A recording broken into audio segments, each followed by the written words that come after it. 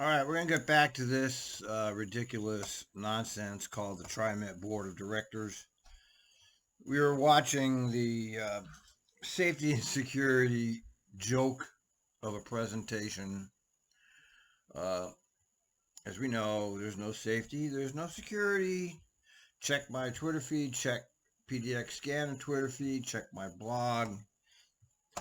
There's nothing. But they're pretending that they're doing great work because that's what they do. All government officials lie to you with a straight face and expect us to believe it. And a lot of people do believe it. That's the problem in our society, is that a lot of people do believe it.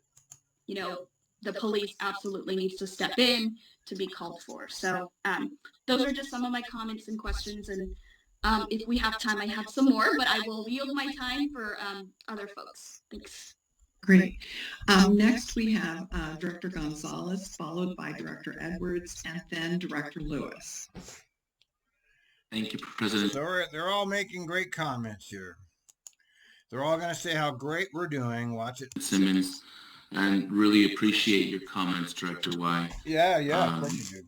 I echo the sentiments of the importance of having those community lenses, and I appreciate the work done to date, and I commend Director Y for extending other opportunities to have some of those perspectives shared. So I have a couple questions here on the first one is really about quals. I didn't know, Andrew, if I missed it or if you mentioned that in the hiring of these positions and the expanding of your team, what are the minimum qualifications that you're asking for those? Good question, Ozzy. That personnel that you're going to be expanding, the unarmed personnel. Yeah, it's different for everybody in terms of, are you speaking specifically to the safety response team or? Yes. Yeah. I can share kind of what we hire based upon, but what you'll notice is what we try to work with our contractor is to have people that are very, very connected. It's a contractor. In other words, TriMet doesn't hire them. So you don't know who they are or what their experience is because you don't have any role in hiring them. To community members. And so that's the key piece for SRT. If you haven't met with this team, and I'd be happy to do sort of just kind of maybe another education session just on with members of the team or something to sort of build your familiarity with the team. The team is very connected with community members. And that's what we try to look for. We've got folks that actually have some connectivity already with different area groups that were a part of our Blue Ribbon plan. But in terms of Blue Ribbon, God, every time I hear that, I want to throw something at the computer. In terms of the actual, like whether or not they have to have a degree or et cetera, that kind of, I don't have that readily available, but we're pretty flexible in terms of. Yeah, you don't know because you don't hire them. I didn't know the safety response team was contracted. The people that have connections. So thank you so much. That's the best answer I could have imagined, frankly. No answer. I'm really glad to hear that. It's no answer, Ozzy. Stop sucking his dick. He didn't answer your question. I think that's a great lens to be putting on this particular role. There's a great value on that community connectivity in this role. So and to Director Y's point, I think that leveraging that community connectivity is best served when we're able to match geographic location with time, with schedule, so that resource is optimized, frankly, as a community connector. So I think that's wonderful. And I hope the public is listening to that because, as you're growing your team, making sure that we're leveraging that particular qualification, I think will be key. We are paying attention. We don't hear. Here we go. I'm getting my blood pressure up. We don't hear anything about it. We would be hearing it on the scanner because we're actually listening to the actual crises as they happen. There's no safety response team coming for any of those people. I encourage, language access, language capacity to be a high priority in that connectivity, because, we want that availability for the public to come through that familiarity. The other thing I have is not so much a question, and you've already kind of primed it nicely. It's going to be a yes and to your board education session. I would love to double dip on that and not only include meeting the team, but actually some information on this crime prevention through environmental design. As a design professional myself, I'm a big fan of that. I hinted at the importance of how we design buses and shelters as part of our, safety plan. And I certainly see a lot of value in getting a deeper understanding of myself and any board member about what that means and how it applies to how we are designing amenities for the system. I think that's a fascinating topic. I'd love to sit in on a two for that one. Oh, well, we're happy to do it. No, that'd be great. And I'll tell you guys, Director Way's comments were really good. And my team is out here actually texting me. And just for some context, we have several folks on the SRT that speak Spanish. We also have Russian and Vietnamese fluency on the team currently. So those are three. But again, we try to focus on folks that have access to the community. One other thing, and I think that's why I'm going to sync back up with you, Director Wade, to make sure we're connecting with all the area partners we can. We also met with members of the ADA community, and a lot of really great feedback from them in terms of how we can support them with better safety and security options as well, and SRT sync-ups. So anyway, just a little bit more there. Thank you, Director. Yeah, Director Wade. Talk. That's all we get. And Director Gonzalez. Next, Director Edwards, and then Director Lewis. Thank you very much, Andrew, for your presentation. Thank you. It's very great. We love you. You're great. Love you. You're fucking fantastic. Really good to hear this information. I echo Director Way's issues and concerns as well. But it was good to hear in your presentation that you have folks with lived experience, because I think, the clinical experience is good. With folks with a master's degree, that's all great and wonderful. But the lived experience, those folks have doctorates on because they've actually lived it and they know how to deal with those particular situations. I appreciate Ozzy's concerns as well. And I have several questions, and they're all kind of interrelated. I guess the first one is, how often do safety and security personnel receive training and retraining? Then the second question is, are the training opportunities were listed, but are they mandatory? And if they are mandatory, then of course, what is the frequency? And in bringing in new officers from Milwaukee, how are they integrated into the security force? Do they understand the culture of TriMet? How are they being embedded? I hope not. And what kind of training do they receive? And the last question is about the increase in the customer safety supervisors. That's more than doubling the personnel that you have currently. And so how is that going to work with integrating them into the culture and training as well? And I guess the last but not least is is there an opportunity for board members to perhaps attend or at least observe some of the training that goes on for the safety and security personnel? Great. How about a ride along with the safety and security? How about you spend a day with them? That's what I would do. Well, at least a half a day. Great questions. I'll start with the last one. Absolutely. I'd love to get you guys in to the PSO and see some of the training that's happening.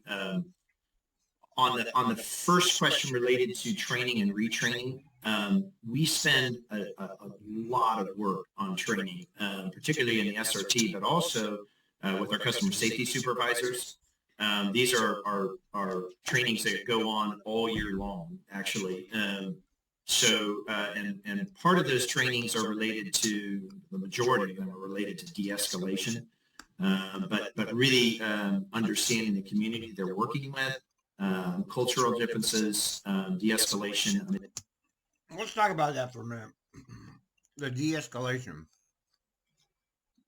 Now, we hear on the scanner all these various problems that are happening, and they send supervisors to deal with most of them.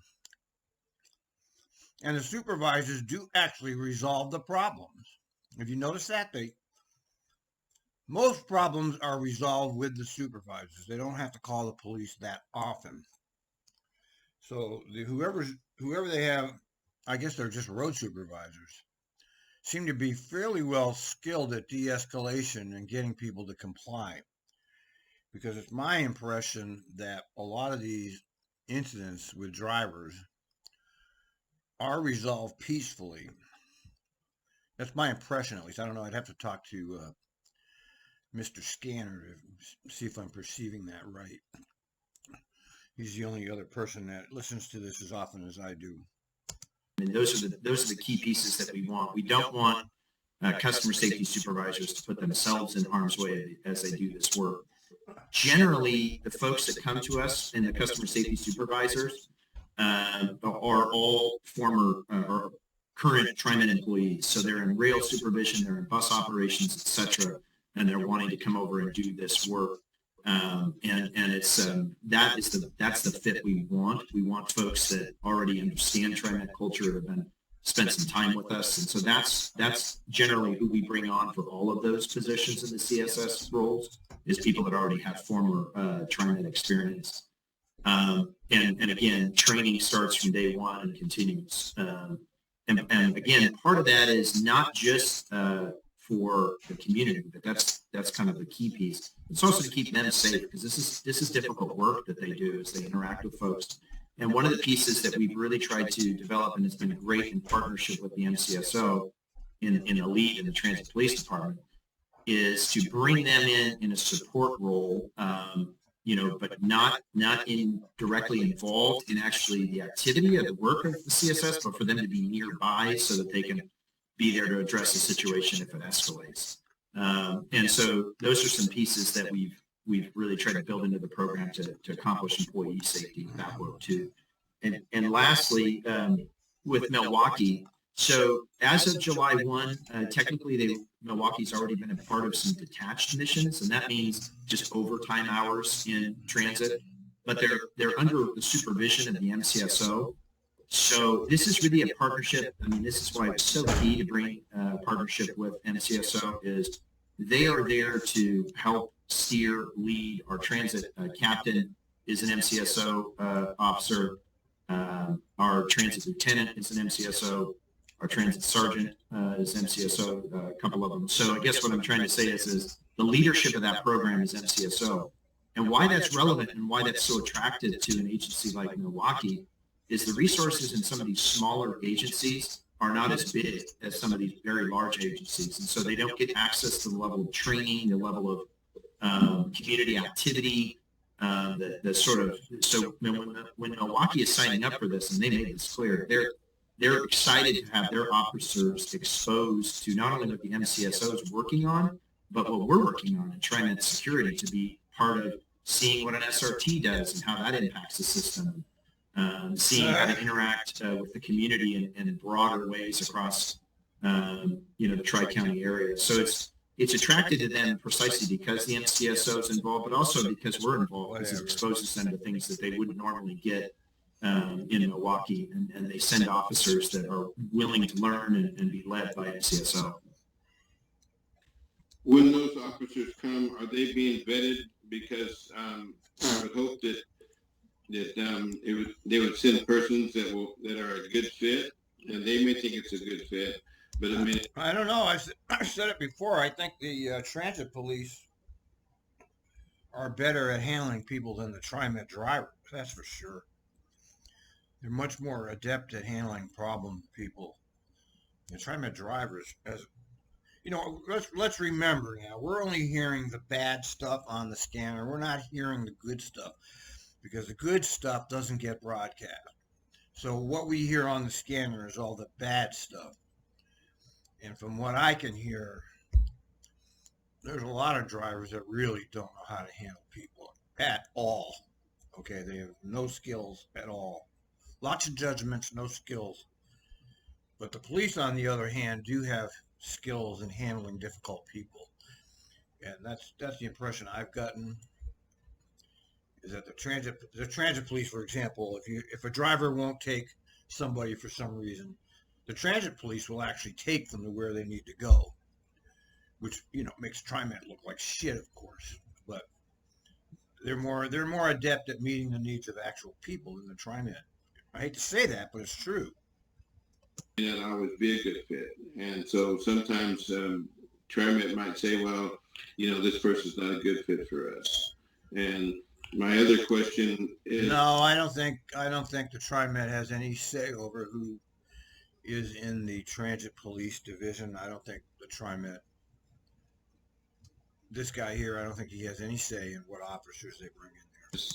How many, what are the numbers in regards to those that are applying for these positions and those that are being accepted into the positions? Is that, you mean like how many are MCSO deputies and how many are not, or? Not only those, but in general, those that are coming into safety and security, there may be 100 that apply, but you're only 25 of them maybe got through the vetting process and they're being hired on in the personnel. God, well, I can get you the actual statistics for like safety security. So customer safety supervisors, SRTs, we'll get you all that in terms of who's interviewed for those positions. And I think that's a really good point because we do go through a pretty significant vetting process, particularly for the customer safety supervisors. We want to have people that have a very good fit. So, and thankfully we have kind of a TriMet record of performance most of the Yeah, I don't know. Some of them are good, some of them are bad. The transit police are better time in those roles, and we can kind of find the people that are a good fit for that and are in it for the right reasons, I guess is what I'm saying. So, and we vet that pretty heavily. And I know the team there conducts a lot of interviews. We've been doing a lot of interviews recently because we're adding so many new positions. But I'll get you how many people have applied and how many, for those 19, and you can kind of draw conclusions in terms of how we whittle those numbers down. Okay, thank you very much. Okay. Thank you. Director Lewis? Thank you, Director Simmons. Just 2 points. I want to encourage all the board members to do the ride-alongs. I've mentioned that a couple of times in my monthly report that you're able to ride along and meet, it's arranged through Andrew's department, and you're able to meet the safety security team. And just a little note, I think it was to address Director Keith's comment on training. All law enforcement go through DPSST, and we all train the same at the state level. And so, it's 16 to 22 weeks. I've, been trained at the academy for 8 years. So it's a different level that TriMet doesn't enter into for actual law enforcement. And that's very, very intensive. But my last comment is to further address what Director Wade commented on. And I guess I want to preface it with, if we can't fix or address what we do not measure. And I want to go back to the point of when we saw the statistics, we must be able to measure race and bias related crimes in the assault. And I will keep pushing to that our agency collects that data. I mean, if we could go as detailed as spitting, we can go because our those that report the crimes it's based on, their opinions or their thoughts, but we should capture that data, and it should be present in the safety report from Safety and Security Department. They do an excellent job. And I noticed that other agencies do capture this data, which I saw at the seminar conference. So I just really want to emphasize, if we don't measure it, we can't fix it or address it. And that's one area that we need to, as an agency, to break down the assaults, but to truly look at biased and hate crimes. Not crimes, but just what types there are in that. That's my sermon for the day. Thank you. That's actually a very good point.